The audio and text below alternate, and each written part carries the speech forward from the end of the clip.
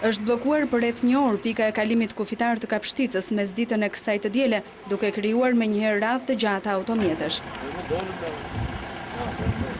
Shkak për këtë situatë, sipas drejtorit të pikës së kalimit kufitar Ulber Zyberi, është bërë një protestë lajmëruar reagimit të artë në anën greke të kufirit. Për të shmangur ndonjë incident të mundshëm është marrë masa e pezullimit të përkohshëm të qarkullimit të mjeteve dhe udhëtarëve.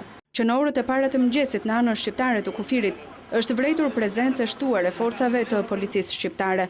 Dhe e njëjta gjë konfirmohet nga udhëtarët edhe për anën greke të kufirit. Në busta bloku kështë një. Sa blok Polici kishte. Vetë se pas lëvizje të madhe të policisë greke, pas zakonit. Në kufi kishte shumë policë. Kishte 2 ose 3 makina me policie, me rreth 10 ose 20 policë, por nuk e di pse. Vetëm një prej udhëtarëve pranon se ka parë një autobus me aktivistë të agimit të artë. Një autobus. Me çfarë? Ata të Krisis Argjis. Dhe ata ishin, në një autobus dhe thanë do venë në drejt Kapshticës, thanë, me uniformën e atyre.